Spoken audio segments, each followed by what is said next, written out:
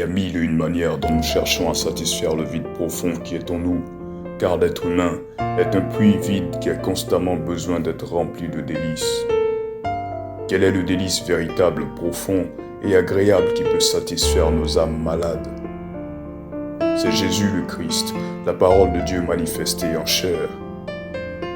Sa parole est une épée qui donne la vie et qui fait mourir. Elle donne la vie aux morts et elle fait mourir les passions de nos chairs qui nous éloignent de la vie. Comme les fruits sortis de la verge d'Aaron, le message qui va suivre est un fruit sorti de la verge de Christ, crucifié sur le bois du calvaire.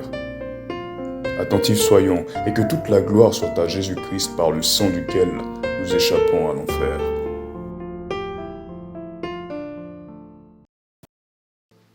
Les malédictions de l'absence, les absences injustifiées. J'ai expliqué la dernière fois que Dieu, chacun d'entre nous, a rattaché nos vies à des lieux. Il y a des lieux qui sont rattachés à nos vies. Si tu travailles dans une entreprise, ton lieu de travail est un lieu qui est rattaché à ta vie. Si tu habites quelque part, ta maison est un lieu qui est rattaché à ta vie. Quand tu es membre d'une église, tu es membre d'une communauté, le lieu de rassemblement de l'église est un lieu qui est rattaché à ta vie. Et chaque fois qu'il y a un lieu rattaché à ta vie, et que tu t'absentes de ce lieu pour des motifs qui ne sont pas valables devant le Seigneur, tu peux attirer des malédictions sur ta vie, parce qu'en le faisant toi-même déjà, tu attires des malédictions dans la vie des personnes qui sont dans ce lieu.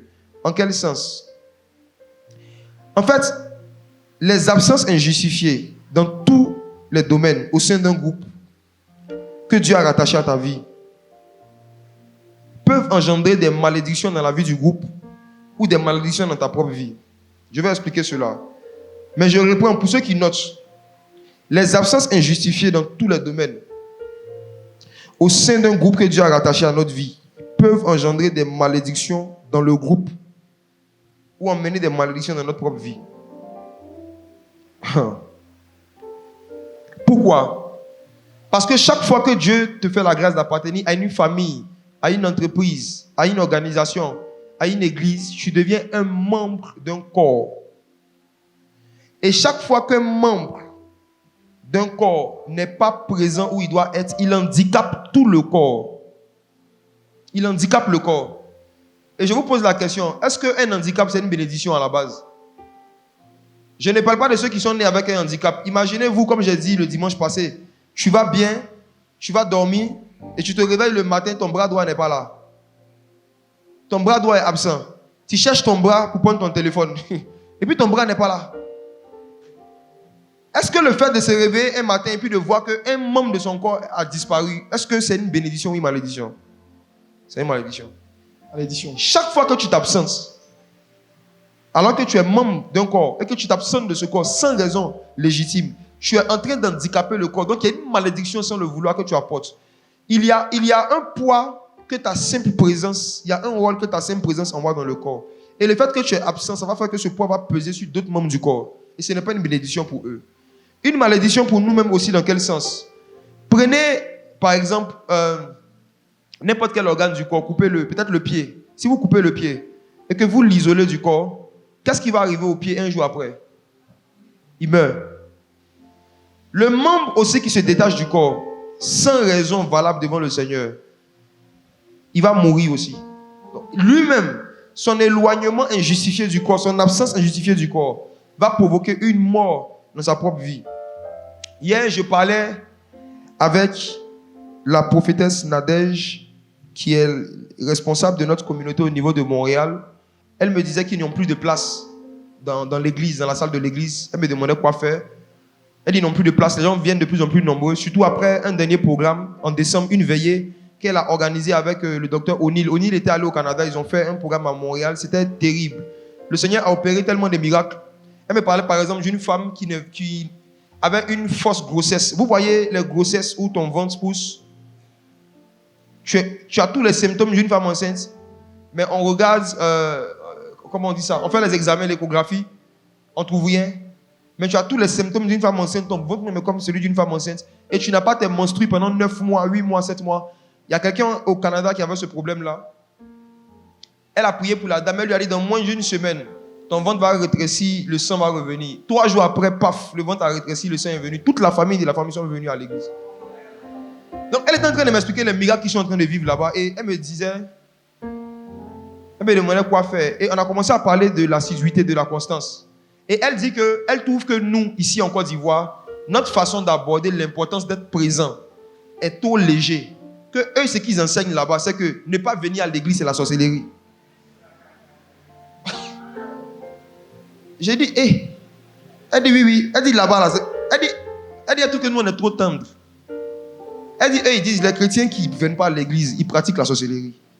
Et elle a pris des versets, elle m'a expliqué mon point, et j'ai vu qu'effectivement, j'étais trop tendre. Mais je préfère rester comme ça. Moi, je suis en train juste d'attirer votre attention sur des vertus que vous devez avoir pour ne pas que vous tournez en rond dans votre vie spirituelle. Et pour ne pas que certaines élévations, certaines bénédictions que Dieu veut vous donner soient retardées par vous-même des caractères que vous manifestez. Et parmi ces caractères, il y a l'amour de s'absenter pour rien. J'ai parlé de ça au travail, j'ai eu des témoignages des gens qui aimaient ça, les gens qui aimaient mentir pour s'absenter au travail, qui inventaient des mots de vente, des mots de tête. Beaucoup se sont repentis. En général, c'est les femmes qui font ça. Les témoignages aussi que j'ai reçus, c'était des sœurs. C'est quand tu dis j'ai mal au ventre, qui peut vérifier? Ce matin, je vais vous parler de 4 personnages dans la Bible dont les absences ont engendré des malheurs. On va voir l'importance de ne pas aimer les absences injustifiées et de persévérer dans la constance, dans l'assiduité, dans tous les domaines de la vie. Moi, je ne parle pas seulement de l'église.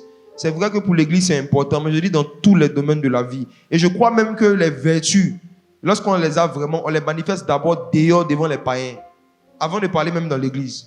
On ne doit pas avoir une réputation d'être des gens, lorsqu'on intègre un groupe ou bien une communauté, de nous absenter, d'avoir disparu, sans donner des raisons.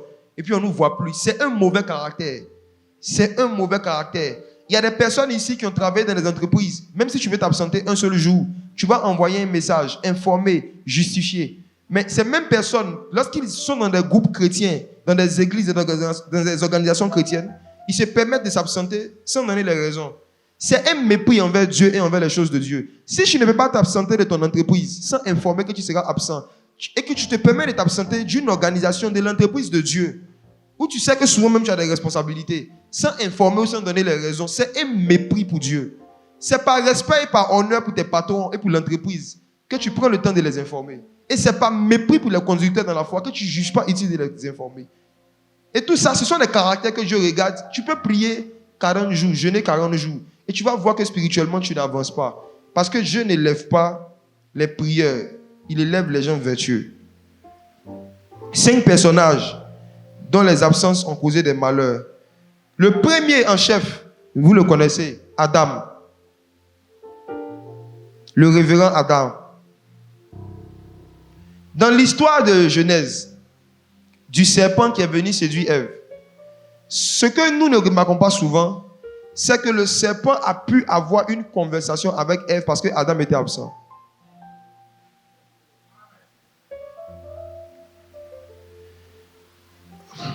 C'est une absence injustifiée qui a été la porte ouverte à la chute de toute l'humanité. Une absence injustifiée. Dieu avait créé Adam avant Ève. Il avait placé dans le jardin avant Ève. Il lui avait donné des instructions et des directives par rapport aux choses à faire et à ne pas faire avant Ève. Et il se trouve que le Seigneur a dit une phrase. Lorsque Ève a été créée, du moins, quand elle a été formée, dans Genèse chapitre 2, le Seigneur a dit une phrase. Je vais attirer notre attention dessus. Allons lire ça. Genèse chapitre 2.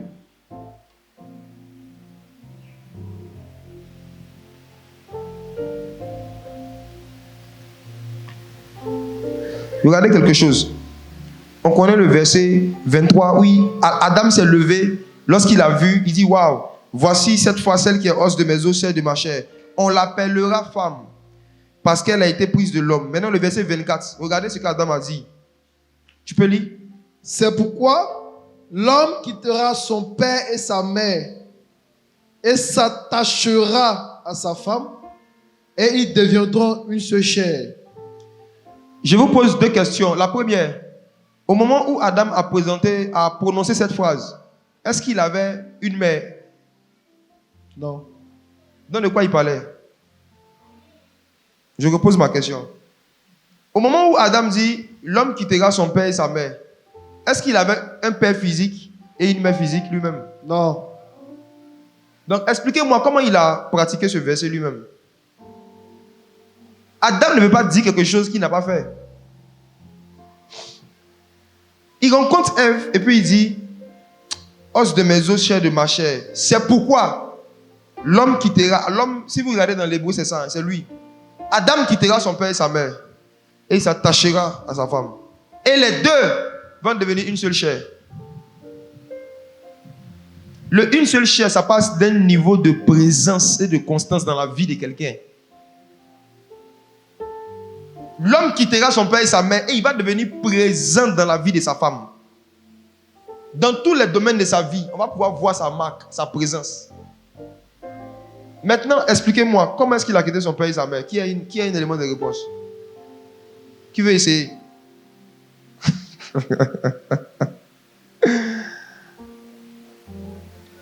Si on veut voir comment est-ce qu'il a quitté son père et sa mère, alors qu'il n'avait pas de père et de mère physiques,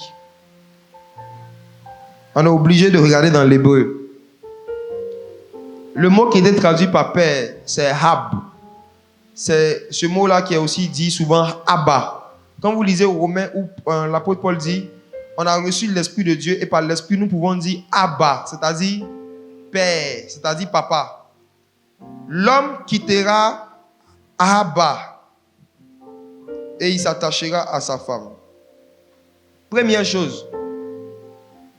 En fait, pour que Adam ait un certain niveau d'intimité et de proximité avec Ève, il devait sortir de la présence de Dieu. Il devait quitter Abba pour faire plus simple terre à terre. Il y a un niveau d'intimité et de proximité qu'un homme ne peut pas avoir avec une femme s'il prie trop.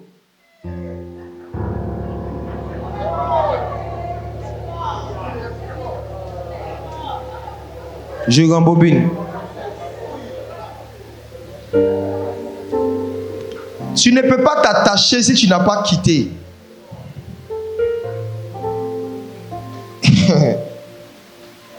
Et pour pouvoir t'attacher, tu dois quitter d'abord Abba.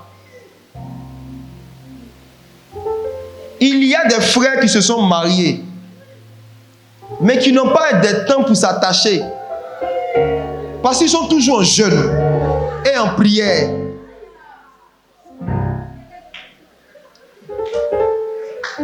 Ils prient tellement, ils jeûnent tellement qu'ils ne s'attachent pas.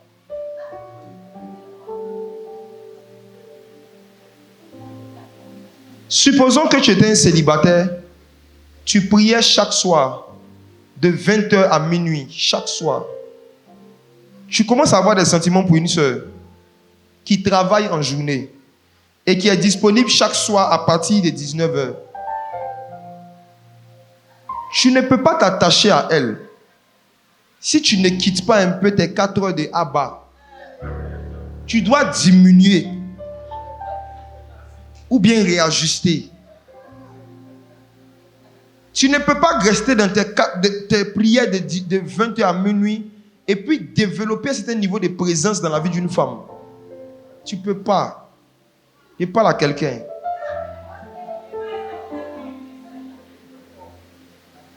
Parce que je vous assure, il y a des foyers qui ressemblent à des églises.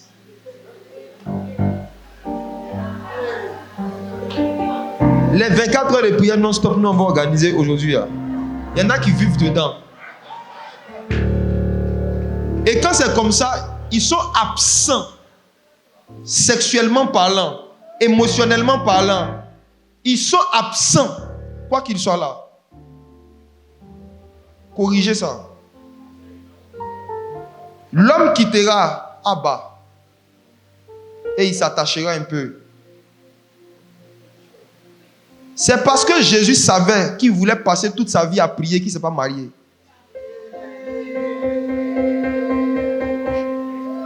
C'est parce que l'apôtre Paul, lui, voulait passer sa vie à jeûner et prier. Il ne s'est pas marié. Il ne voulait pas quitter Abba à un certain niveau. Donc, il a décidé de ne pas se marier. Dans 1 Corinthiens chapitre 7, la Bible dit, ne vous privez pas l'un de l'autre, sauf si c'est d'un commun accord. Pour aller chez Abba. Et puis après ça, il dit, venez vite. De peur que Satan ne vous tente. On dit d'un commun accord. Sois en Christ. Tu ne peux pas te lever comme ça et puis décréter que tu es un jeune et que parce que toi tu es un jeune, on ne peut pas s'attacher. C'est de l'indiscipline et c'est une rébellion vis-à-vis de la parole de Dieu. La Bible dit que le corps de la femme ne lui appartient pas. Le corps de l'homme aussi ne lui appartient pas. Donc quand tu es marié et que tu décides de jeûner, tu dois être conscient que c'est le corps de quelqu'un que tu vas utiliser pour aller jeûner. C'est le ventre de quelqu'un que tu veux prendre pour aller jeûner.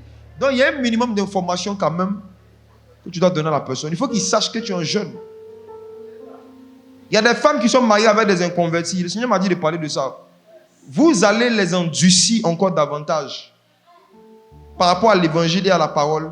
Parce que votre Dieu et votre évangile vous mettent dans un état où on ne peut pas s'attacher, on ne peut pas faire une seule chair. Mais en même temps, ce Dieu-là dit qu'il nous aime. Un mari païen ne peut pas comprendre ça. Comment est-ce qu'un Dieu m'aime et il me torture en même temps? L'homme quittera Abba. Le manque de sagesse dans la gestion de son temps et dans la façon dont il parle maintenant aux hommes. Tu dois être présent dans la vie d'une femme. Te soucier de plusieurs domaines, plusieurs aspects de sa vie, voir comment chacun va, qu'est-ce que tu fais concrètement pour l'aider à avancer. Quand tu n'es pas en train de faire ça, le serpent va t'aider. On va voir le cas d'Adam. Adam même a dit, l'homme quittera. Donc Adam dit, l'homme doit être présent dans la vie de sa femme. Il doit être assidu, il doit être là. Maintenant, il parle de la mère.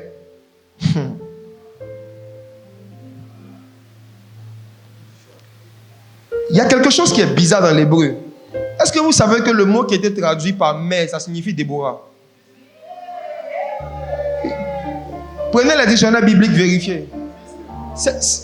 J'ai vu ça, c'était quand même bizarre. L'homme quittera Abba et ensuite il quittera Déborah pour s'attacher à sa femme. Or, à l'époque, il y avait une seule femme qu'on appelait femme. Mais Ève cite le nom d'une Déborah. Adam, pardon, cite le nom d'une Déborah. Il regarde Ève et puis il dit, l'homme quittera Abba et Déborah et il s'attachera. De qui il parle? De quoi il parle? Suivez bien, surtout les célibataires, suivez. Le mot qui a été traduit par mère, qui est Hem en hébreu, qui signifie Déborah, ça désigne une compagnie dans laquelle tu avais l'habitude d'être, mais qui n'est pas ta femme, mais que maintenant tu dois laisser pour bien t'attacher à celle qui sera ta femme. De manière pratique, avant que Ève vienne, Adam avait ses amis, les lions, les girafes, les chiens. C'était avec eux qu'il passait ses journées. Maintenant, Ève est venue là. Il doit quitter ça pour s'attacher. L'erreur que beaucoup de frères célibataires en Christ commettent, c'est que lorsqu'ils se mettent en couple, ils veulent forcément conserver le même niveau d'amitié, de proximité, de temps qu'ils donnaient à leurs amis. Donc, ça fait qu'en général, la plupart des femmes détestent les amis de leur mari lorsque ceux-ci ne savent pas les quitter pour s'attacher comme il se doit. Décider de gagner une femme, c'est décider de perdre des amis.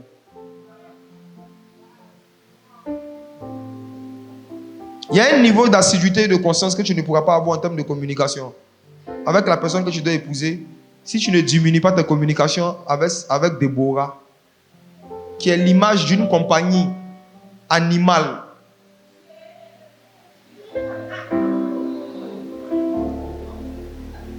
Il y a des gens qui sont mariés, chaque soir après le boulot, ils s'en vont voir les amis. C'est de l'immaturité, des gens âgés. Hein? Chaque soir, je vais prendre un pot. Je vais prendre un pot. Je vais prendre un pot. Et parfois, la femme même normalise ça. Si après le boulot, il y a encore du boulot, on peut comprendre qu'il part encore pour un boulot. Mais s'il n'est pas en train de travailler, c'est juste qu'il va être avec ses amis. Ce que ça crée, c'est qu'il y a une absence par laquelle maintenant le serpent peut entrer. Et Adam, c'est que lui-même, il a dit ici, il avait arrêté de le faire au chapitre 3. Au chapitre 3, on voit le serpent qui vient et s'approche de la femme, mais Adam est absent. Il était avec qui? Il était avec Déborah. Il était avec les animaux, il était avec ses amis, ses animaux de compagnie là. Il était avec eux. Son absence a créé un problème. Quand le serpent est venu, qu'il a entamé la conversation, Adam n'était pas là. Donc la femme a été séduite. Vous savez, quand la Bible parle de la séduction, ce n'est pas le sexe, ça n'a rien à voir avec le sexe. Ça n'a rien à voir. Je lisais encore ce matin Matthieu chapitre 24. Le Seigneur Jésus, ses disciples lui ont demandé quels seront les signes de ton avènement. Et puis il répond, prenez garde que personne ne vous séduise. Il ne parlait pas du sexe. La séduction, c'est le fait de donner des informations à quelqu'un qui vont le pousser à faire quelque chose que Dieu ne veut pas qu'il fasse. C'est tout. C'est la faculté de convaincre quelqu'un de faire quelque chose que Dieu ne veut pas qu'il fasse. C'est tout. Satan est venu séduire la femme. Il est venu la convaincre de faire quelque chose que Dieu avait interdit. Mais pendant toute cette conversation, je vous demande, Adam, il était où? Sûrement qu'il était avec Abba ou avec Déborah. Peut-être qu'il était en prière. Il priait en langue.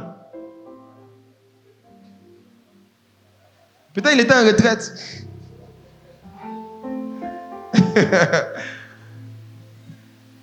Satan aime les absents. Et en général, c'est dans les plus grandes absences qu'il envoie les plus grandes séductions. Il a parlé avec elle, il a convaincu que, en fait, tu sais, si tu manges de ce fruit, tu vas devenir comme Dieu. La Bible dit que Ève a mangé, et qu'est-ce qu'elle a fait? Elle est allée maintenant trouver le gars où il était là. Homme de Dieu, on mange. La Bible dit que Adam aussi a pris, il a mangé. Le serpent n'a pas parlé avec Adam. Le serpent a parlé avec Ève. Ève a parlé avec Adam. Cela veut dire quoi? Le serpent savait que lui, il ne pouvait pas convaincre Adam de se détourner de Dieu. Mais la femme pouvait. C'est pourquoi depuis ce jour, femme est plus dangereuse que serpent. Ce que Satan ne peut pas te pousser à faire, une femme peut te convaincre de faire. Et c'est un pouvoir que quand une femme craint Dieu, elle peut utiliser pour amener beaucoup d'âmes à Jésus. Il y a une influence que la femme a sur l'homme. Et cette influence, la femme peut utiliser ça pour évangéliser, comme elle peut utiliser ça pour faire autre chose. Mais il y a une influence que la femme a sur l'homme. Et le serpent a utilisé ça pour le pousser à faire le mal. Lorsqu'il a fini de manger, il est devenu couturier.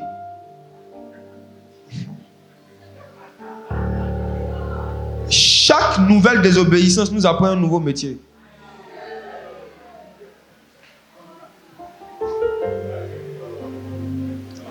Si tu voles de l'argent, tu vas apprendre un nouveau métier. Le mensonge. Quand tu bois de l'alcool et que tu ne veux pas que les gens sachent que tu bois, tu vas apprendre un nouveau métier. Tu vas devenir acteur. Tu vas faire tout pour masquer ta personnalité. Chaque nouveau péché envoie un nouveau métier. Donc Adam a commencé à coudre des habits. Il a commencé à fabriquer des habits et à se couvrir. Et puis on sait ce qui s'est passé. Bref, pour passer sur le cas d'Adam, moi je veux parler vraiment, le Seigneur m'a dit de parler vraiment aux fiancés, les cheminants et aux maris. Est-ce que vous êtes attachés et présents dans la vie des personnes avec qui vous êtes en relation? Est-ce que vous savez financièrement où elles en sont?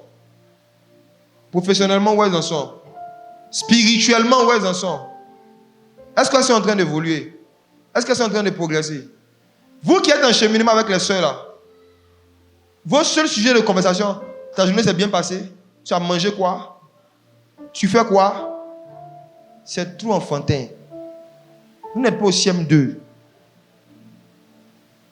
Vos sujets de conversation aussi ne peuvent pas être, tu as médité quoi? Tu as prié quoi? Matthieu 5, Jean 5. Vous devez savoir, chaque domaine de sa vie, est-ce qu'elle est en train de progresser, d'évoluer? Qu'est-ce qu'elle fait concrètement? Si elle ne fait rien, qu'est-ce qu'elle compte faire? L'homme quittera son père et sa mère, il s'attachera à sa femme. Ça parle de la présence, de la constance, de l'assiduité dans les choses qui concernent la femme, dans les choses qui la concernent. Que Dieu nous aide. Un autre personnage de la Bible dont l'absence a causé des problèmes. Là, c'est une histoire qu'on connaît, mais je vais aller très profond. Je vais rester simple, mais être en même temps très profond sur les détails. L'histoire de Samson. Le père de Samson, Manoah. Il y a un pasteur qui a dit que son vrai nom, c'est Manoah. Mais comme les Hébreux ne voulaient pas qu'on sache qu'il était ivoirien, ils ont dit Manoah. Allons dans Juge. Allons regarder l'histoire de Manoah. Juge chapitre 13, verset 2 à 25. Juge chapitre 13, à partir du verset 2. On va méditer sur l'absence de Manoah. Il s'est comporté comme Adam. Regardez le problème que ça a créé à Samson. Ça va loin cette affaire d'absence. Regardez. Allons-y. Il y avait un homme de Tsoréa, de la famille des Danites, et qui s'appelait Manoah. Sa femme était stérile et n'enfantait pas. Un ange de l'Éternel apparut à la femme et lui dit: voici, tu es stérile et tu n'as point d'enfant. Tu deviendras enceinte et tu enfanteras un fils. Maintenant, prends bien garde. Ne bois ni vin ni liqueur forte et ne mange rien d'impur. Une parenthèse. Quand le serpent voulait séduire l'humanité, il n'est pas allé vers l'homme, il est allé vers la femme. Quand Dieu voulait sauver l'humanité, il envoyait un ange. L'ange n'est pas allé vers Joseph, il est allé vers la femme d'abord. Et vous allez voir que c'est le même mouvement qu'il y a ici. Il y a un homme, il y a une femme. Maintenant, un ange doit annoncer la venue de quelqu'un. Il va vers la femme. Et regardez ce qui se passe. Le verset 4. Le verset 5, pardon. Verset 5. Car tu vas devenir enceinte et tu enfanteras un fils. Le rasoir ne passera point sur sa tête, parce que cet enfant sera consacré à Dieu dès le ventre de sa mère.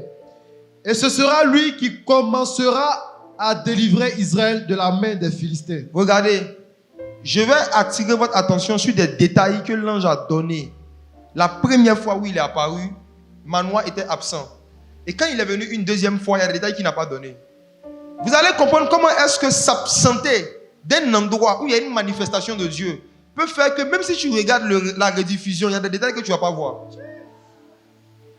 Parce que Manoah s'était absenté de ce programme-là. Il y a des détails qui lui ont échappé et ça a coûté la vie à Samson après. Premier détail. La première fois que l'ange est apparu, il a dit à la femme que l'enfant ne doit rien manger d'impur. On est d'accord? Si. Je sais que quand on lit ça, on ne pense seulement qu'à la nourriture. Quand on dit il ne mangera point d'impur, ce n'est pas seulement la nourriture. Il parlait aussi des femmes qui ne sont pas consacrées à Dieu et qui sont païennes. Il ne devait pas manger aussi les femmes impures. Il ne devait pas avoir des relations avec quelqu'un qui n'était pas juif. Dieu donne la parole à la femme, mais il donne la compréhension à l'homme. J'ai dit, Dieu a donné la parole, l'information à la femme. Mais la personne qui devait avoir l'explication, la compréhension, c'était qui? L'homme. Mais il était absent. La femme a reçu l'information. Elle n'est pas le chef. Donc Dieu, pour respecter la hiérarchie que lui-même il a établie, c'est l'homme en fait qui doit donner l'explication et dire ce qu'on doit faire. Mais comme Manoah était absent, il n'a pas entendu la première fois où Dieu a parlé. Et regardez le deuxième détail que Manoah n'a pas entendu parce qu'il était absent. Verset 5. On dit que cet enfant commencera à délivrer Israël de la main des Philistins. Le fait qu'il a dit il commencera, il prophétisait qu'il n'allait pas terminer. Le but de Samson n'était pas de vouloir tuer tous les Philistins. Non, il devait juste commencer et s'arrêter à un moment. C'est parce que Samson est allé au-delà de ses limites qu'il a été exposé à certaines tentations. Il devait juste commencer à délivrer et se retirer. Il devait commencer à délivrer Israël et arrêter. Mais Samson a commencé, il a continué et après il a mal fini.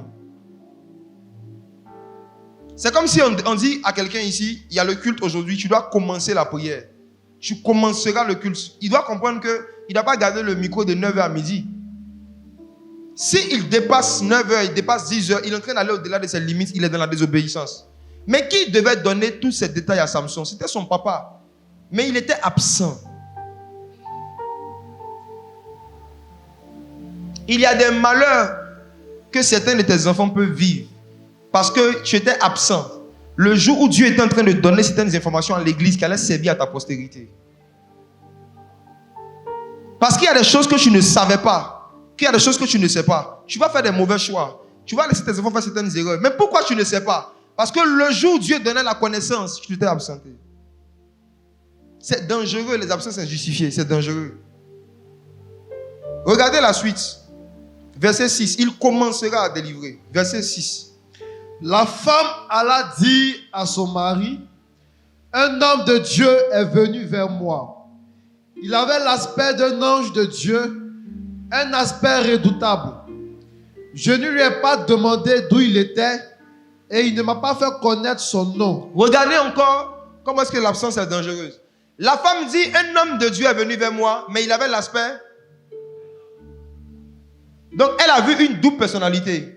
Elle voit un homme, mais en même temps cet homme-là, ce jour-là, il avait l'aspect d'un ange. Mais il fallait être là pour voir ça. Donc elle raconte l'histoire à son mari. Elle parle de deux manifestations. Un homme et un ange. Un homme de Dieu et un ange. Et regardez la suite. Parce que Manoah était absent. Il n'a pas capté les deux informations. Je dis, tu ne peux jamais recevoir la totalité des révélations que Dieu a données dans un endroit si tu n'étais pas là. On peut te raconter. Tu peux regarder la vidéo après. Tu peux regarder la rediffusion. Il y a des choses qui vont t'échapper. Je vous assure. Je parle des lieux qui sont rattachés à nos vies. Il y a des choses qui vont t'échapper. Manoah devait être proche de sa femme, mais comme Abdam, il était absent. Il était où? Dieu seul sait. Il n'était pas là. Et regardez ça, regardez la suite. Au verset 7. Non, lis le verset. Bon, oui. Allons-y, verset 8. Juge 13, verset 8. Manoah fit cette prière à l'Éternel. Ah, Seigneur, que l'homme de Dieu que tu as envoyé vienne encore vers nous. Attendez. Sa femme dit, elle a vu un homme de Dieu et un ange. Lui, il a demandé qui? L'homme, non. Pourquoi? Il était absent. Il était absent. Donc, malgré qu'on lui a raconté qu'il y avait une manifestation angélique, il n'a pas compris ça. Lui s'est attardé sur l'homme de Dieu. Donc, pour lui, c'est un homme de Dieu ordinaire qui passait. Et regardez la suite. Lisons. Et qui nous enseigne ce que nous devons faire pour l'enfant qui naîtra. Donc, il a raté l'enseignement. Maintenant, il demande rediffusion. Suivez bien. Hein? Voici l'ancêtre de ceux qui aiment s'absenter volontairement en se disant qu'ils vont écouter après. C'est Manoah. Il n'était pas là. Il dit que l'homme de Dieu, là, il revienne encore. Il va nous enseigner encore. Ce qu'il a déjà dit là. Il n'a qu'à venir dire. Regardez ce qui lui est arrivé. Regardez la suite. Dieu exauça la prière de Manoah. Dieu exauça la prière de Manoah. Sa prière, c'est qu'il a demandé un homme de Dieu. Suivez bien. Il a demandé un homme. On dit Dieu l'a exaucé. Donc ça veut dire que Dieu a envoyé un homme de Dieu. Mais c'était un ange. Regarde, lis la suite. Et l'ange de Dieu vint encore vers la femme. Il est venu vers qui? La femme. Vers qui? La femme. Est-ce qu'il est venu vers Manoah? Non. Manoah n'a pas demandé l'ange de Dieu. Donc l'ange de Dieu ne pouvait pas venir vers lui. Lui, il dit il veut un homme de Dieu. Donc l'ange de Dieu va vers la femme. Les absents prient mal. Ceux qui ont l'habitude de s'absenter pour prier, ils ne savent pas prier. S'il avait dit que l'ange de Dieu vienne, l'ange de Dieu allait venir vers Manoah. Mais comme il a dit que l'homme de Dieu vient, l'ange est allé vers la femme. Et puis regarde la suite. Elle était assise dans un champ. Et Manoah, son mari, n'était pas avec elle. Est-ce que vous voyez son comportement? Est-ce que vous voyez que Dieu vous délivre de l'esprit des manoirs? C'est-à-dire que la première fois, il n'est pas là.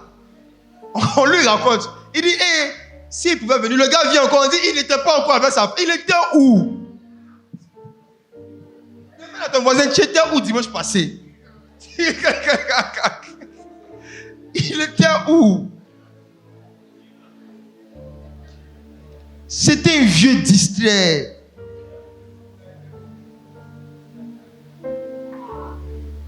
Padre, manoir même, ça signifie repos. Ça signifie repos. C'est ça qu'il dormait. Voilà. Il était fatigué. Sûrement, il a eu une semaine difficile. Voilà, il s'est dit, il va aller se reposer à la maison. Je vous ai dit ce qui était là dimanche passé. Quand vous êtes fatigué, venez vous reposer à l'église. Et ça, de quoi il vous parle? Mieux vaut même venir s'asseoir ici puis dormir sous la bâche, c'est mieux. Venez dormir ici. Venez avec votre drap, vous couchez ici. Parce que quand vous allez rester à la maison, vous savez très bien que vous n'allez pas dormir. Vous allez vous promener sur Facebook, Instagram, sur Internet, sur la télévision. On dit qu'il n'était pas avec elle. Ça, les malédictions de l'absence.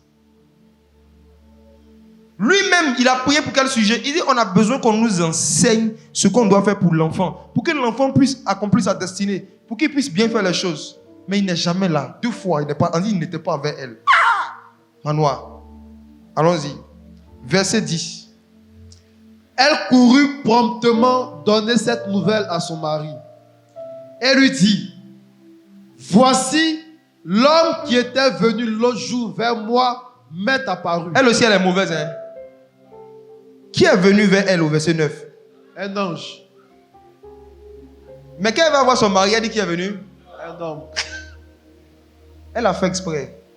Il avait prié pour quel sujet? Pour l'homme.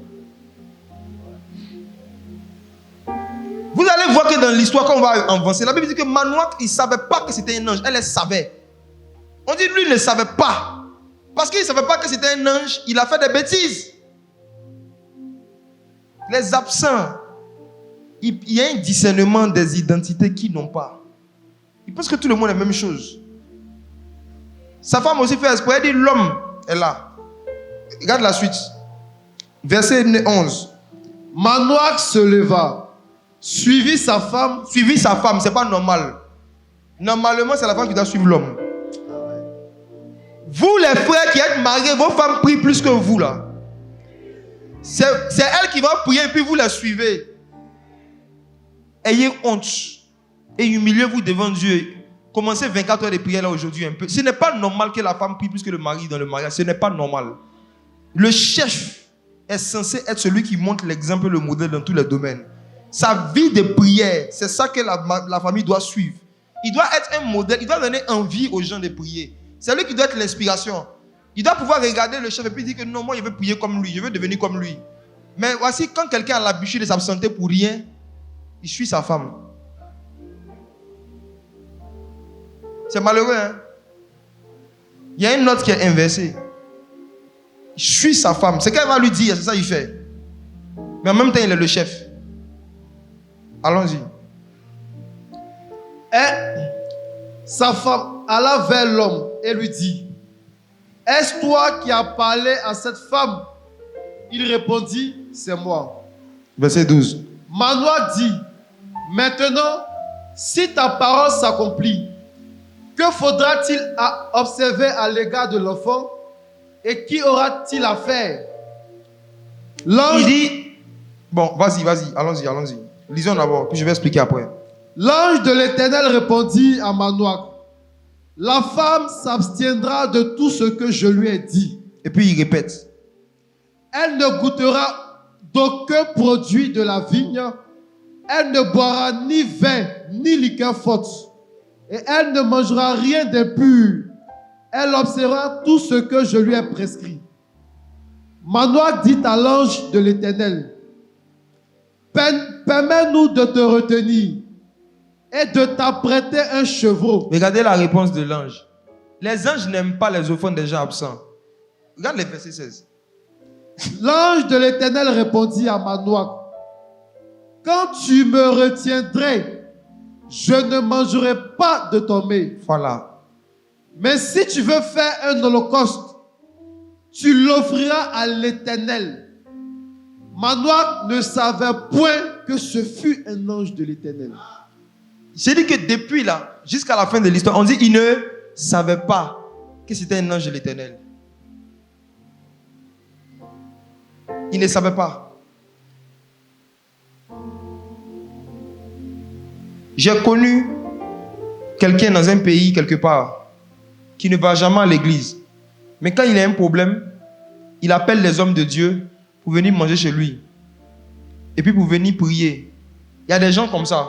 Ils sont toujours absents des réunions de prière. Ils sont absents des cultes. Ils sont absents de l'église. Mais ils aiment inviter les hommes de Dieu chez eux à manger. Ne partez pas. Comportez-vous comme l'ange de l'Éternel.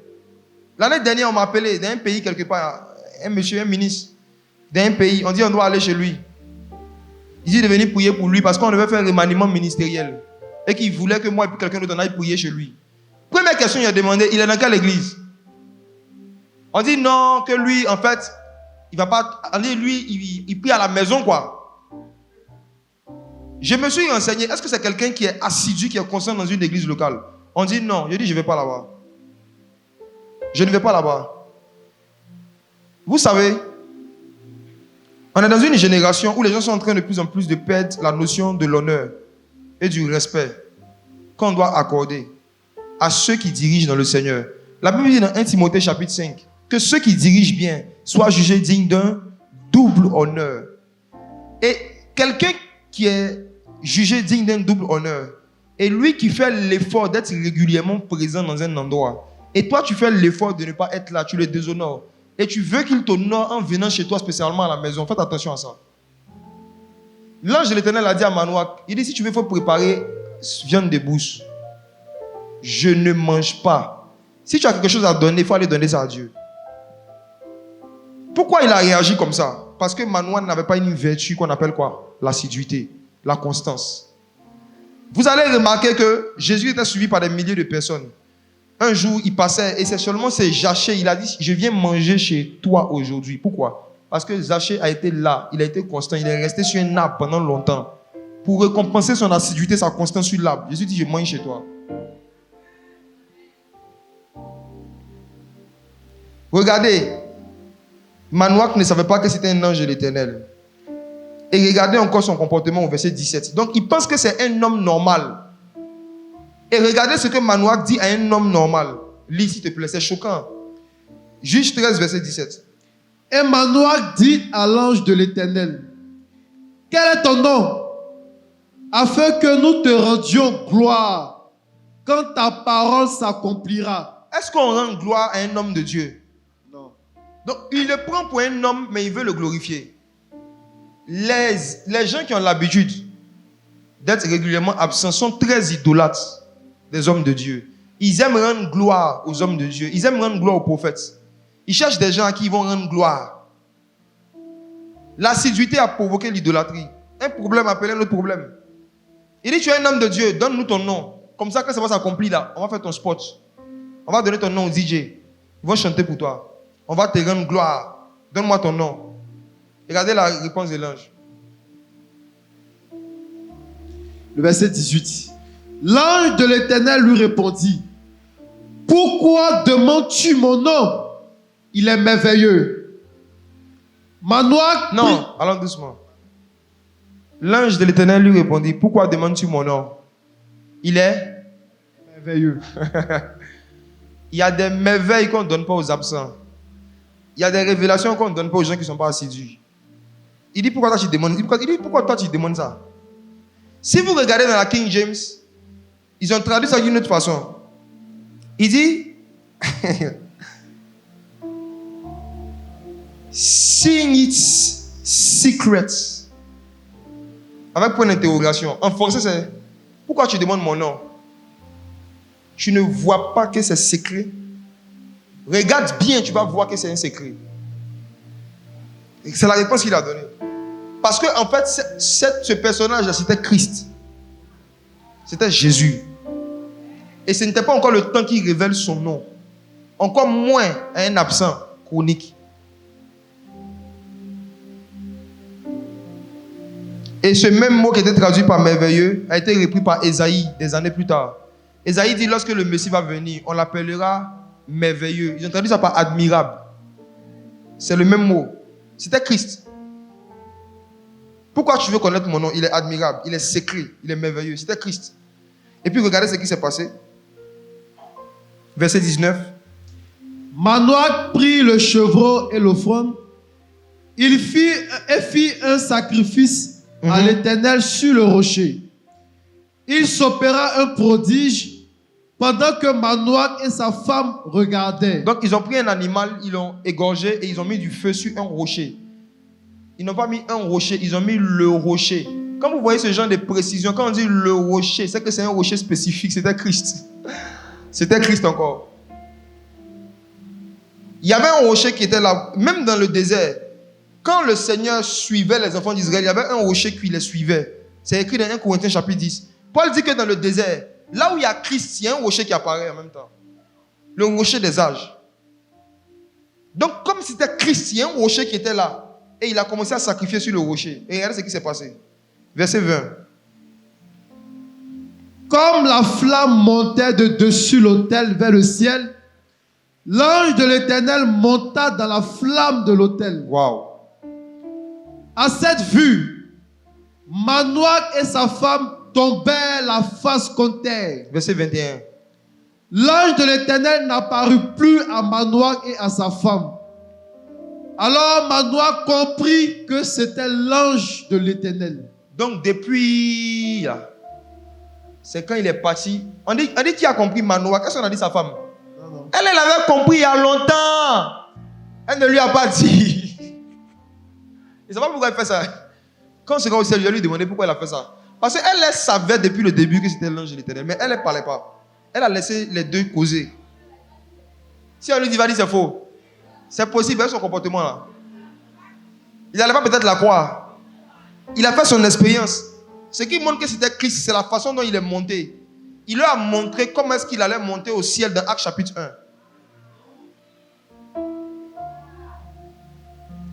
Il a profité pour démontrer comment est-ce qu'il allait monter. Par une offrande. Je vais expliquer ça une autre fois. On dit qu'il est monté dans la flamme. Ça doit être une image assez effrayante. Tu vois un homme qui est arrêté comme ça devant toi. On dit que c'était un homme qui était là. Qui vous a allumé le feu. Et puis vous le voyez, il s'approche du feu. Peut-être que vous allez lui dire non, attention, tu vas te brûler. Il rentre dans le feu et puis il monte. Il était en train de leur dire en même temps que quelques siècles après, il y a un homme qui s'appelait Shadrach, Meshach et Abednego qui allait rentrer dans le feu. On allait les mettre dans le feu. Mais il y a un quatrième homme qui allait rentrer dans le feu. Son nom est merveilleux. Il est rentré dans la flamme de feu et il est monté dans le feu au ciel. Il est passé par le feu. Manoach a enfin compris que c'était l'ange de l'Éternel. Et sa réaction fait tout rire. Regardez, sa femme est méchante quand même. Hein. Regardez le verset 22. Juste 13, verset 22. Et il dit à sa femme, nous allons mourir. Les absents sont des peureux. Le fait d'avoir l'habitude de s'absenter, il y a une vertu aussi qui va te manquer. Tu seras quelqu'un qui aura peur de certaines manifestations du Saint-Esprit parce que tu n'es pas habitué à être là pour voir ça.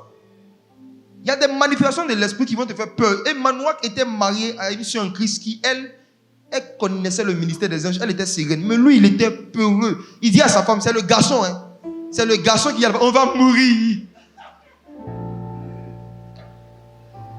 Vous êtes marié, il y a un cafard qui passe. L'homme fuit. Et la femme va poursuivre le cafard. Voici ça, Manoach. C'est lui qui a peur de la mort. La femme est sereine. Regardez la réponse de la femme. Elle était méchante quand même. Sa femme lui répondit, si l'Éternel eût voulu nous faire mourir, il n'aurait pas pris de nos mains l'holocauste et l'offrande. Allons-y.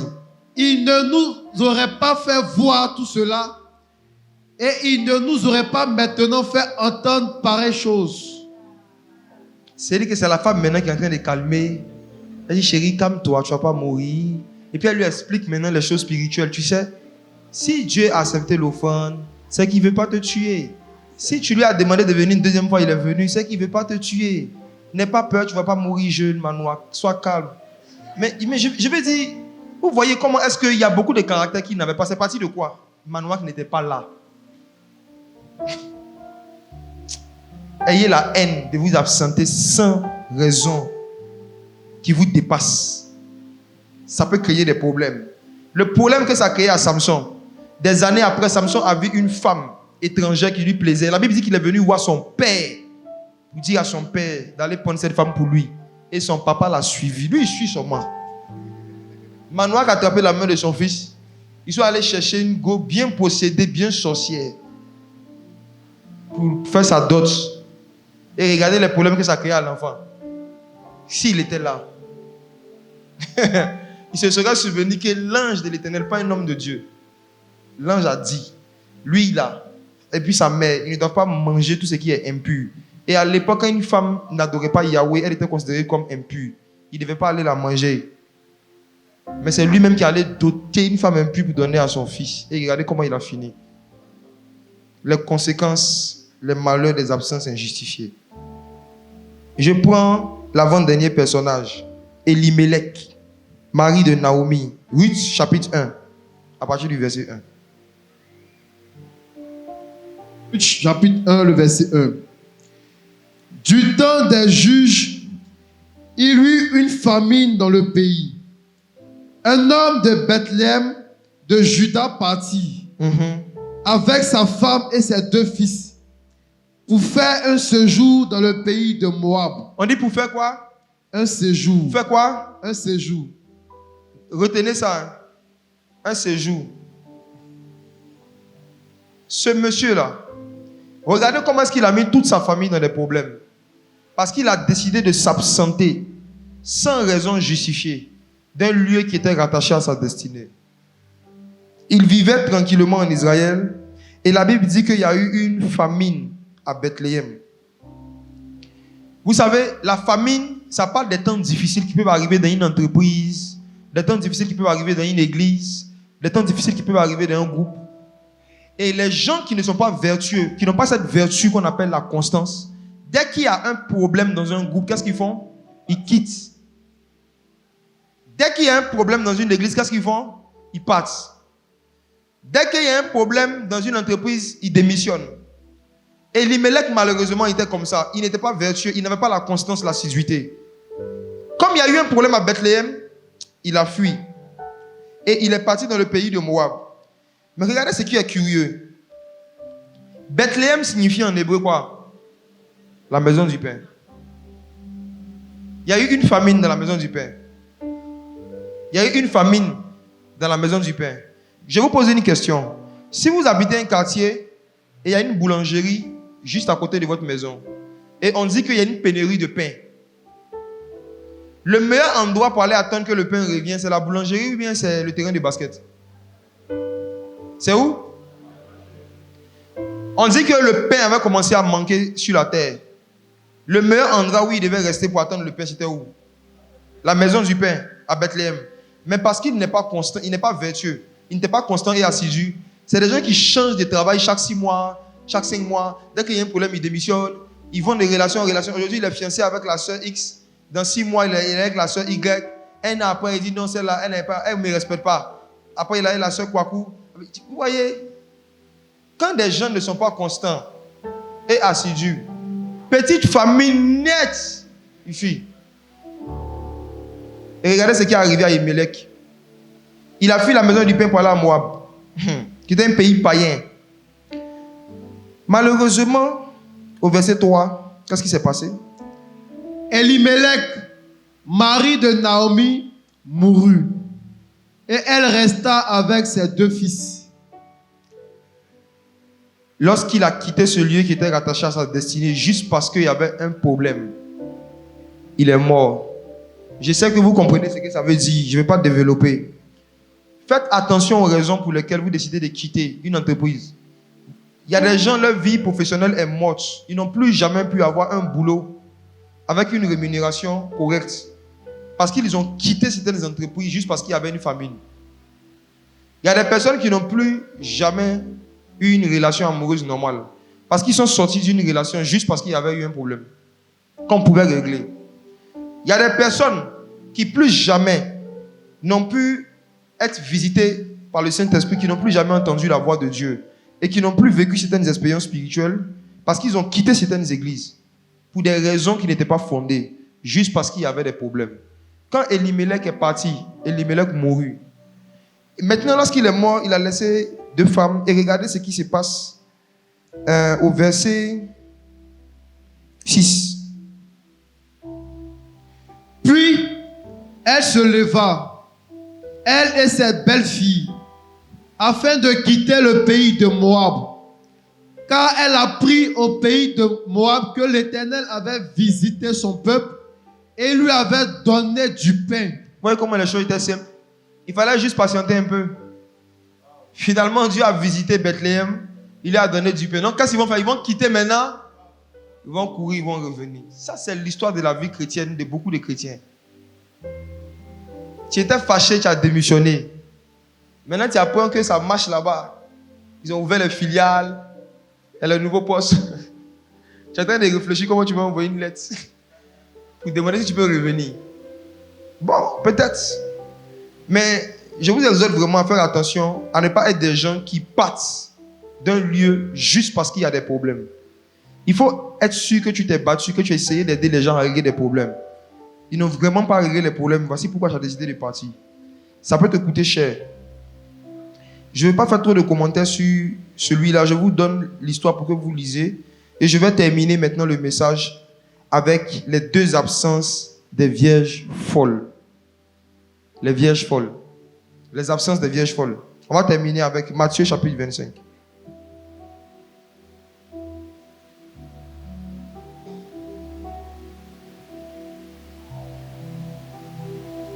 Matthieu 25, à partir du verset 1, allons-y.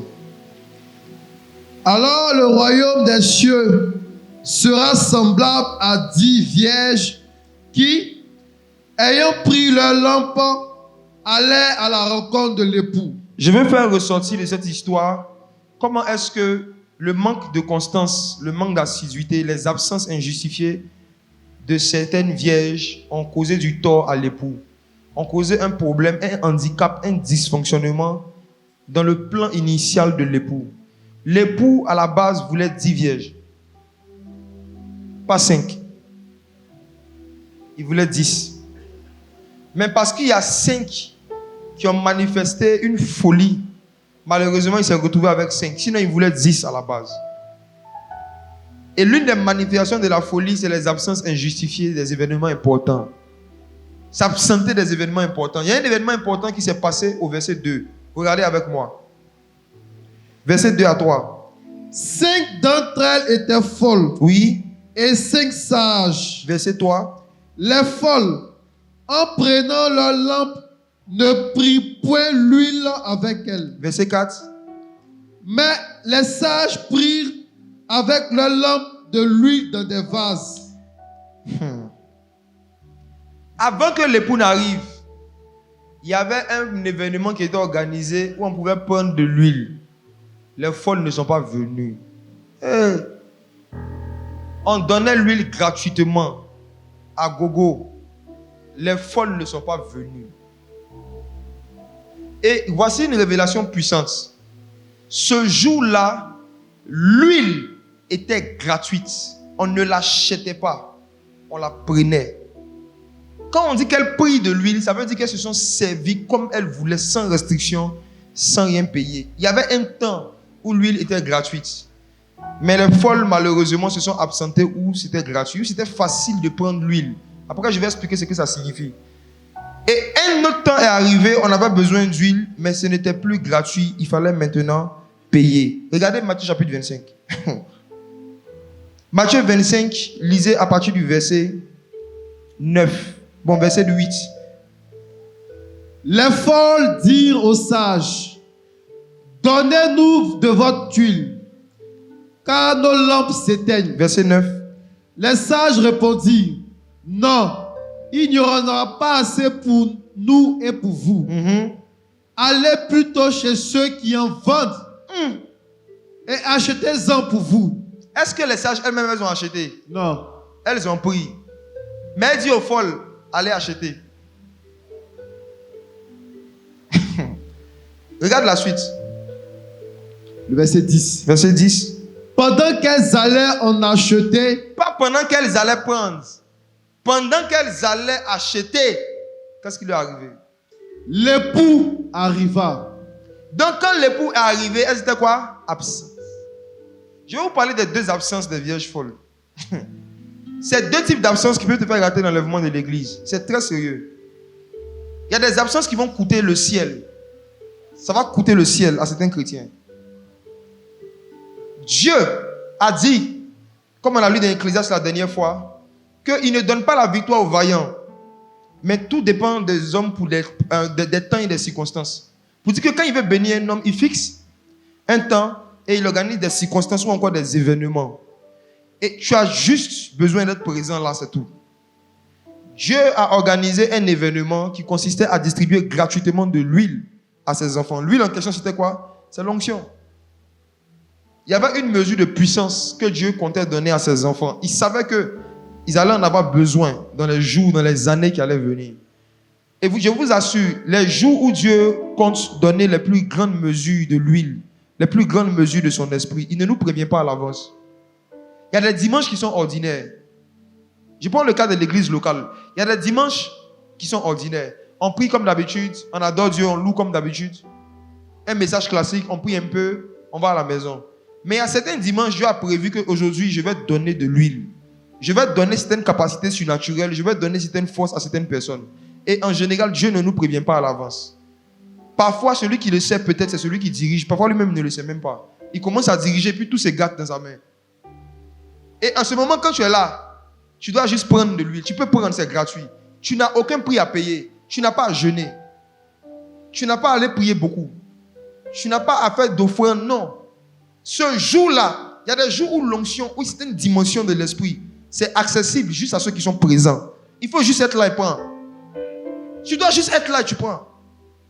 Et imagine-toi, il y a eu combien de fois comme ça, où la dimension spirituelle que tu veux vivre, le type de vie chrétienne que tu voulais avoir, Dieu avait décidé d'envoyer ça un dimanche dans ton église. Et toi, ce dimanche-là, tu as estimé que j'étais trop fatigué, tu vas te reposer. Tu sais ce qui s'est passé? Tu deviens une vierge folle. Ta lampe est toujours allumée, mais il y a une mesure de puissance et de l'esprit que tu n'as pas. Tu vas voir ça dans les jours à venir. Tu vas te retrouver devant certaines situations qui vont te vaincre et par lesquelles tu seras vaincu. Pourquoi? Parce que j'étais absent le jour où on prenait l'huile. Mais regardez, je fais maintenant une analogie entre l'enlèvement de l'église. Vous savez, plus l'enlèvement va s'approcher, plus ça sera difficile de pouvoir maintenir sa discipline habituelle. Je m'explique. Si tu avais l'habitude de prier, de lire la Bible et de jeûner à une certaine fréquence, le Seigneur a prophétisé ici qu'il va y avoir un temps où tout le monde va s'assoupir, même les sages. On dit toutes s'endormir. Avant que l'époux n'arrive, tout le monde s'était endormi. Les sages s'étaient endormis, les folles s'étaient endormies. Donc le Seigneur a prophétisé qu'il y aura un temps d'assoupissement mondial qui va toucher la terre. Et ça va toucher tout le monde, même les guerriers de prière, même les apôtres, même les prophétesses. Ça va toucher tout le monde. Il y aura un temps où tout le monde aura du mal à prier, jeûner et méditer comme avant. Ça sera l'un des signes que l'enlèvement va se passer de façon imminente. Maintenant, quand tout le monde sera dans l'assoupissement, qu'est-ce qui va se passer? Quand une voix va dire, voici l'époux, il y a une voix, c'est-à-dire il y a des ministères, il y a des personnes qui vont commencer à prêcher sur l'enlèvement. Les gens vont commencer à se réveiller. Mais il ne suffira pas que les vieilles soient réveillées pour être enlevées. Il faut être réveillé et être huilé. Il faut être réveillé, il faut être rempli du Saint-Esprit. Or, il est très difficile de rester rempli du Saint-Esprit. Quand tu ne jeûnes plus, tu ne pries plus et tu ne médites plus comme avant. Mais il y a certains chrétiens qui se seront tellement exercés à être présents et constants dans des endroits où Dieu donnait l'onction seulement. Dieu donnait l'onction. Même quand ils seront assoupis, ils seront encore remplis. Même quand ils ne vont plus prier, ils seront remplis. Même quand ils ne vont plus arriver à jeûner comme avant, ils seront remplis. Même quand ils vont perdre leur discipline habituelle, ils seront toujours dans la puissance. À un point où, quand l'enlèvement va se passer, ils seront prêts. Mais il y a certains chrétiens, parce qu'ils ne seront pas remplis du Saint-Esprit avant d'être assoupis, lorsqu'ils vont s'assoupir, au moment où ils vont commencer à entendre des messages qui vont dire L'enlèvement va se passer cette semaine. L'enlèvement va se passer. Moi, je suis convaincu que la semaine où l'enlèvement va se passer, le Seigneur Jésus va le faire savoir à certains prédicateurs qui vont le dire. Certains vont croire, d'autres ne vont pas croire, comme au temps de Noé. Comme au temps de Noé, quand Noé disait, ça va se gâter. Personne ne croyait. Il dit, il va pleuvoir. Personne ne croyait. Il y a des gens qui vont commencer à dire aux gens, est-ce que vous savez que cette semaine, le dimanche prochain, on ne sera pas à l'église?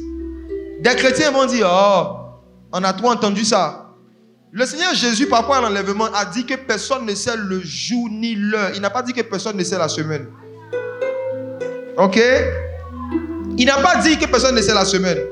Je reste persuadé dans mon esprit que la semaine de l'enlèvement de l'église, certains chrétiens seront informés. Ils le sauront. Et ils vont dire, voici le pouls. Maintenant, il y a certains, ils vont entendre ça, non? C'est maintenant, ils vont dire, bon, à partir de demain, je vais commencer à jeûner un peu. Je vais commencer à prier. Ils vont chercher à acheter l'huile. Ils vont commencer à faire des sacrifices pour avoir l'onction. Et pendant qu'ils seront en train de faire les sacrifices, l'enlèvement va se passer derrière eux. Il y a des gens, quand ils vont décider d'avoir une vie de jeûne et de prière, ça sera la même semaine, il y aura l'enlèvement de l'église. Acheter l'huile, c'est le fait de faire certains sacrifices pour pouvoir avoir l'onction du Saint-Esprit. Mes frères, on est dans la saison où actuellement, là, c'est gratuit. Prenez. On est dans la saison où le Seigneur dit que celui qui a soif, qu'il vienne, qu'il... Profitez-en. Mais comment ça se passe? Tout dépend des temps et des événements. Dieu permet qu'il y ait des rassemblements d'église, des veillées. Dieu permet qu'il y ait des conférences. Chaque programme organisé par le Saint-Esprit est une opportunité que Dieu donne aux gens de venir prendre un peu d'huile.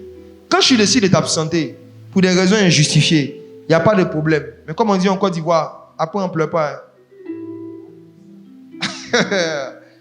Quand tu as l'habitude de t'absenter dans les endroits où il y a un mouvement de l'Esprit de Dieu, il n'y a pas de souci. Mais il risque un jour d'avoir une voix qui te dira, Jésus vient cette semaine. Et tu vas te rendre compte que tu n'es pas prêt. Et ce qui fait que tu n'es pas prêt, ce n'est pas que tu n'es pas vierge, mais c'est parce que tu es folle. Dans l'histoire, tout le monde était vierge. Le critère pour être enlevé, ce n'était pas la virginité seulement. La sanctification n'est pas le seul critère pour être enlevé. Si la sanctification était le seul critère pour être enlevé, les vierges folles allaient être enlevées parce qu'elles étaient vierges. Il ne suffit pas d'être vierge, il ne suffit pas d'être saint, ça ne suffit pas. Il faut être oint. Jésus ne va enlever aucune personne qui n'est pas ointe, qui n'est pas remplie du Saint-Esprit. Il ne veut pas qu'il y ait à sa table des gens qui ne connaissent pas l'onction. Jamais. Jamais. Il ne va pas emmener à sa table quelqu'un qui n'est pas dans l'huile. C'est pourquoi, pour nous prévenir, il nous a donné le livre d'Esther. Esther devait aller rencontrer un roi. Elle devait passer juste une nuit avec lui. Mais elle devait se laver pendant 6 mois dans de l'huile. La Bible dit que la préparation d'une femme pour aller rencontrer le roi, 6 mois, on devait la laver avec des huiles. Elle devait être assidue, constante dans l'huile. Elle devait être en permanence dans l'huile. Elle devait être en permanence présente là où il y avait l'huile pendant 6 mois. Et la Bible dit que c'est après ça qu'elle a eu le droit de rencontrer le roi. Imaginez-vous, s'il faut rester dans de l'huile pendant 6 mois pour rencontrer un roi païen, il faut rester dans l'huile pendant combien de temps pour rencontrer le roi des rois? Il faut rester dans l'huile pendant combien de temps pour rencontrer le roi des rois? Quel test qu'il faut passer dans l'onction?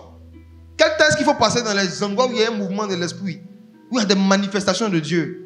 Il faut passer beaucoup de temps. Et chaque absence injustifiée est une opportunité que tu te donnes toi-même de rater cette rencontre avec le roi. Cette nuit avec le roi. J'ai fini. J'aimerais compris.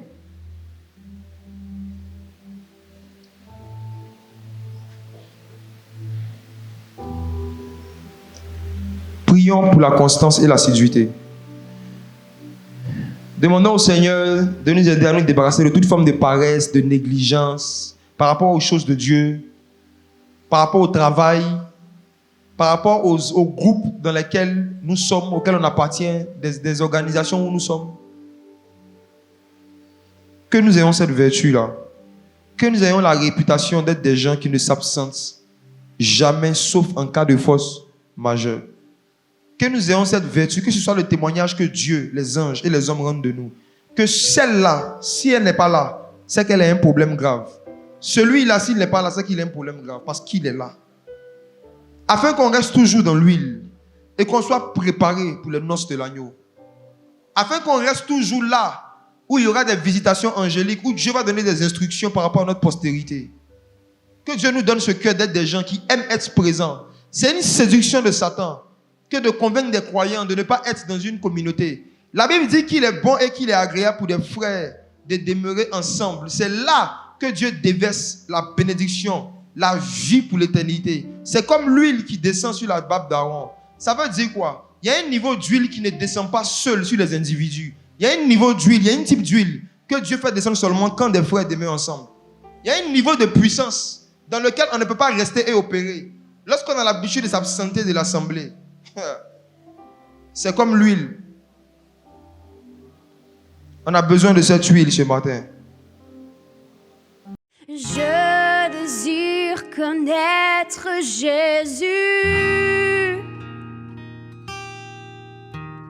Je désire connaître Jésus.